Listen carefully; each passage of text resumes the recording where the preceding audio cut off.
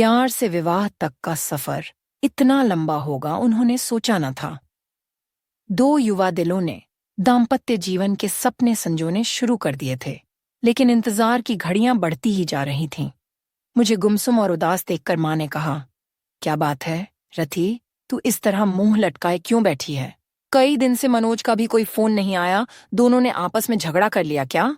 नहीं माँ, रोज रोज क्या बात करें। कितने दिनों से शादी की तैयारी कर रहे थे, सब व्यर्थ हो गई। यदि मनोज के दादाजी की मौत न हुई होती तो आज तेरी शादी को 15 दिन हो चुके होते। वह काफी बूढ़े थे। 13वीं के बाद शादी हो सकती थी, पर तेरे ससुराल वाले बड़े दकियानूसी विचारों के हैं। कहते हैं कि साए नहीं हैं। अब तो 5-6 महीने बाद ही शादी होगी। हमारी तो सब तैयारी व्यर्थ हो गई। शादी के कार्ड बन चुके थे, फंक्शन हॉल को, कैटरर्स को, सजावट करने वालों को, और भी कई लोगों को एडवांस पेमेंट कर चुके थे। 6 महीने शादी सरकाने से अच्छा खासा नुकसान हो गया है। इसी बात से तो मनोज बहुत डिस्टर्ब है माँ, पर कुछ कह नहीं पाता। बेटा, हम भी कभी तुम्हारी उम्र के थे, तुम दोनों के एहसास को समझ सकते हैं, पर हम चाह कर भी कुछ नहीं कर सकते। मैंने तो तेरी सास से कहा भी था कि साए नहीं है, तो क्या हुआ? अच्छे काम के लिए सब दिन शुभ होते हैं। अब हमें शादी कर देनी चाहिए। मेरा इतना कहना था कि वह तो भड़क गईं और कहने लगीं, आपके लिए सब दिन शुभ होते होंगे, पर हम तो सायों में भरोसा करते हैं। हमारा इकलौता बेटा है। हम अपनी तरफ से पुरानी मान्यताओं को अनदेखा कर मन में कोई वहम पैदा नहीं करना चाहते। रति सोचने लगी कि मम्मी इससे ज्यादा क्या कर सकती हैं, और मैं भी क्या करूं। मम्मी को कैसे बताऊं कि मनोज क्या चाहता है? नर्सरी से इंटर तक हम दोनों साथ साथ पढ़े थे, किंतु दोस्ती इंटर में आने के बाद ही हुई थी। इंटर के बाद मनोज इंजीनियरिंग करने चला गया और मैंने बीएससी में दाखिला ले लिया था। कॉलेज अलग होने पर भी हम दोनों छुट्टियों में कुछ समय साथ बिताते थे। बीच में फोन पर बातचीत भी कर लेते थे। कंप्यूटर पर चैट हो जाती थी। एमएससी में आते ही मम्मी पापा ने शादी के लिए लड़का तलाशने की शुरुआत कर दी। मैंने कहा भी कि मम्मी एमएससी के बाद शादी करना, पर उनका कहना था कि तुम अपनी पढ़ाई जारी रखो, शादी कौन सी अभी हुई जा रही है, अच्छा लड़का मिलने में भी समय लगता है। शादी की चर्चा शुरू होते ही मनोज की छवि मेरी आंखों में तैर गई थी। यूं हम दोनों एक अच्छे मित्र थे, पर तब तक शादी करने के वादे हम दोनों ने एक दूसरे से नहीं किए थे। साथ मिलकर भविष्य के सपने भी नहीं देखे थे। पर मम्मी द्वारा शादी की चर्चा करने पर मनोज का ख्याल आना, क्या इसे प्यार समझूं? क्या मनोज भी यही चाहता है? कैसे जानूं उसके दिल की बात? मुलाकात में मनोज से मम्मी द्वारा शादी की पेशकश के बारे में बताया तो वह बोला, इतनी जल्दी शादी कर लोगी? अभी तो तुम्हें 2 वर्ष एमएससी करने में ही लगेंगे। फिर कुछ सोचते हुए बोला था, सीधे सीधे बताओ, क्या मुझसे शादी करोगी? पर अभी मुझे सेटल होने में कम से कम 2-3 वर्ष लगेंगे। प्रसन्नता की एक लहर तन मन को छू गई थी। सच कहूं मनोज, जब मम्मी ने शादी की बात की तो एकदम से मुझे तुम याद आ गए थे। क्या यही प्यार है? मैं समझता हूं यही प्यार है।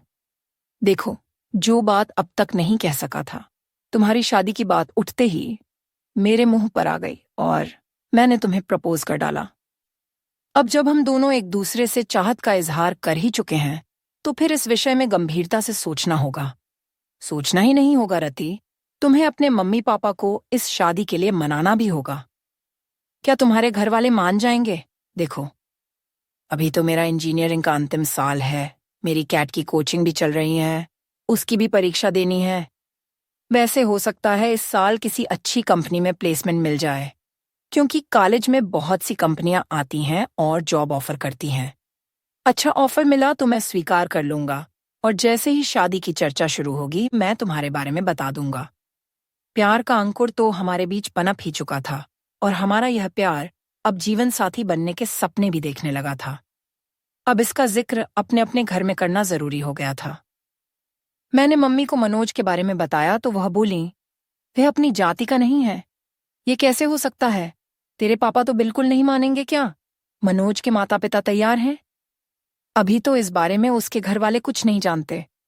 फाइनल परीक्षा होने तक मनोज को किसी अच्छी कंपनी में जॉब का ऑफर मिल जाएगा, और रिजल्ट आते ही वह कंपनी ज्वाइन कर लेगा।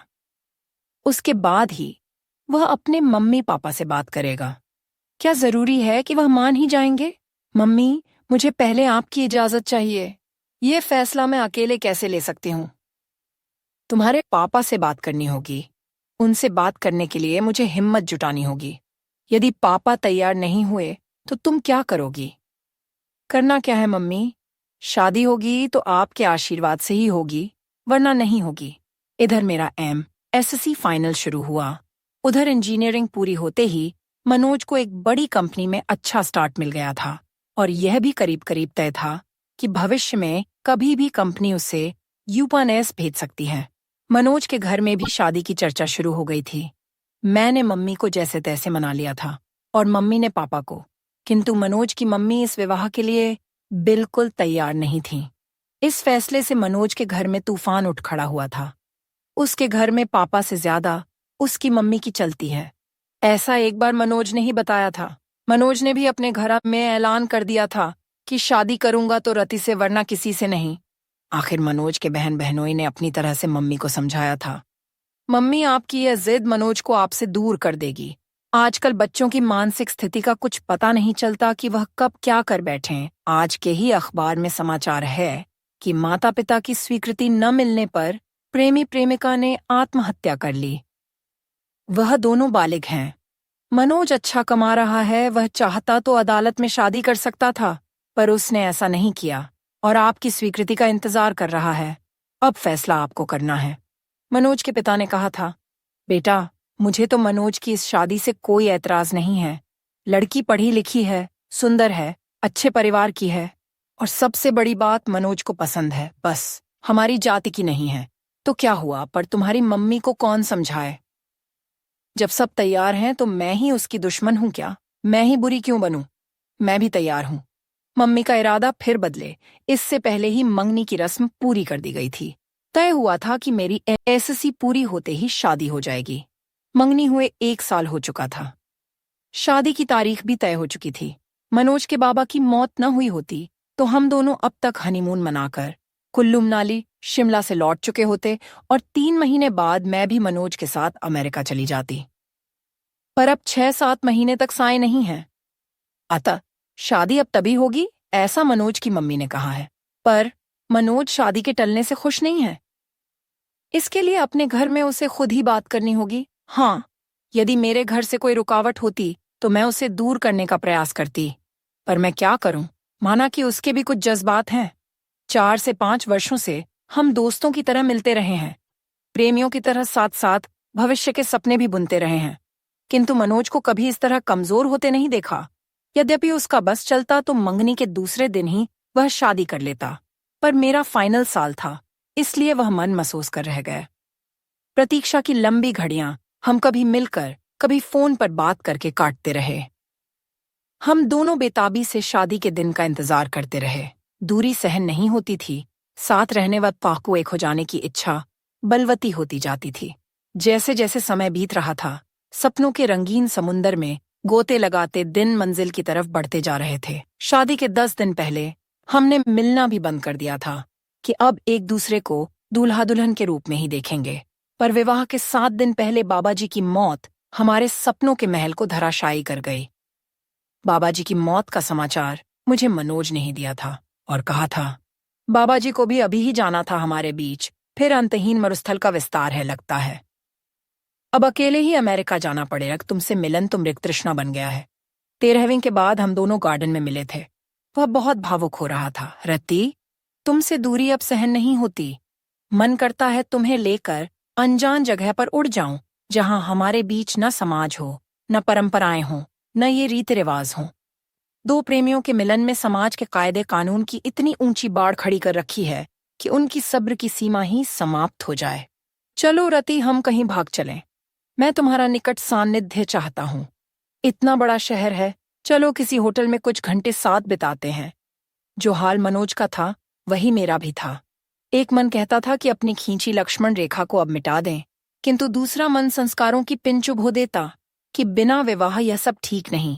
वैसे भी एक बार मनोज की इच्छा पूरी कर दी तो यह चाह फिर बार बार सिर उठाएगी। नहीं, इन्हें यह ठीक नहीं। क्या ठीक नहीं रति? क्या तुमको मुझ पर विश्वास नहीं? पति पत्नी तो हमें बनना ही है। मेरा मन आज जिद पर आया है। मैं भटक सकता हूँ। रथ, मुझे संभाल लो। गार्डन के एकांत झुटपुटे में उसने बाहों में भरकर बेतहाशा चूमना शुरू कर दिया था। मैंने भी आज उसे यह छूट दे दी थी ताकि उसका आवेग कुछ शांत हो, किंतु मनोज की गहरी गहरी सांसें और अधिक समा जाने की चाह मुझे भी बहकाए। उससे पूर्व ही मैं उठ खड़ी हुई। अपने को संभालो मनोज, यह भी कोई जगह है बहकने की? मैं भी कोई पत्थर नहीं, इंसान हूं। कुछ दिन अपने को और संभालो। इतने दिन से अपने को संभाल ही तो रहा हूं। जो तुम चाह रहे हो वह हमारी समस्या का समाधान तो नहीं है। स्थायी समाधान के लिए अब हाथ पैर मारने होंगे। चलो, बहुत जोर से भूख लगी है, एक गर्मागर्म कॉफी के साथ कुछ खिला दो, फिर इस बारे में कुछ मिलकर सोचते हैं। रेस्टोरेंट में बैरे को ऑर्डर देने के बाद मैंने ही बात शुरू की। मनोज, तुम्हें अब एक ही काम करना है, किसी तरह अपने माता पिता को जल्दी शादी के लिए तैयार करना है, जो बहुत मुश्किल नहीं। आखिर वे हमारे शुभचिंतक हैं। तुमने उनसे एक बार भी कहा कि शादी इतने दिन के लिए न टालकर अभी कर दें? वह नहीं, यह तो नहीं कहा। तो अब कह दो। कुछ पुराना छोड़ने और नए को अपनाने में हरेक को कुछ हिचक होती है। अपनी इंटरकास्ट मैरिज के लिए आखिर वह तैयार हो गए ना? तुम देखना, बिना सायों के शादी करने को भी वह जरूर मान जाएंगे। मनोज के चेहरे पर खुशी की एक लहर दौड़ गई थी। तुम ठीक कह रही हो रति, ये बात मेरे ध्यान में क्यों नहीं आई? खाने के बाद तुम्हें घर पर छोड़ देता हूं। कोर्ट मैरिज की डेट भी तो पास आ गई है, उसे भी आगे नहीं बढ़ाने दूंगा। ठीक है, अब मैरिज वाले दिन कोर्ट में ही मिलेंगे। मेरे आज के व्यवहार से डर गई क्या? इस बीच फोन करने की इजाजत तो है या वह भी नहीं है? चलो, फोन करने की इजाजत दे देते हैं। रजिस्ट्रार के ऑफिस में मैरिज की फॉर्मेलिटी पूरी होने के बाद हम दोनों अपने परिवार के साथ बाहर आए तो मनोज के जीजाजी ने कहा, मनोज, अब तुम दोनों की शादी पर कानून की मुहर लग गई है। रति अब तुम्हारी हुई। ए जमाई बाबू, ये इंडिया है। वह तो वीजा के लिए यह सब करना पड़ा है, वरना इससे हम शादी नहीं मानते। हमारे घर की बहू तो रति विवाह संस्कार के बाद ही बनेगी। मेरी मम्मी ने कहा। वह तो मजाक की बात थी मम्मी। अब आप लोग घर चलें, मैं तो इन दोनों से पार्टी लेकर ही आऊंगा। होटल में खाने का ऑर्डर देने के बाद मनोज ने अपने जीजाजी से पूछा, जीजाजी, मम्मी तक हमारी फरियाद अभी पहुंची या नहीं? साले साहब, क्यों चिंता करते हो? हम दोनों हैं ना तुम्हारे साथ। अमेरिका आप दोनों साथ ही जाओगे। मैंने अभी बात नहीं की है, मैं आपकी इस कोर्ट मैरिज हो जाने का इंतजार कर रहा था। आगे मम्मी को मनाने की जिम्मेदारी आपकी बहन ने ली है। इससे भी बात नहीं बनी तो फिर मैं कमान संभालूंगा। हाँ भैया, मैं मम्मी को समझाने की पूरी कोशिश करूंगी। हाँ, तू कोशिश कर ले। न माने तो मेरा नाम लेकर कह देना। आप अब शादी करो या ना करो भैया, भाभी को साथ लेकर ही जाएंगे। वाह भैया, आज तुम सचमुच बड़े हो गए हो। आफ्टर ऑल, अब मैं एक पत्नी का पति हो गया हूं। ओके भैया, अब हम लोग चलेंगे। आप लोगों का क्या प्रोग्राम है?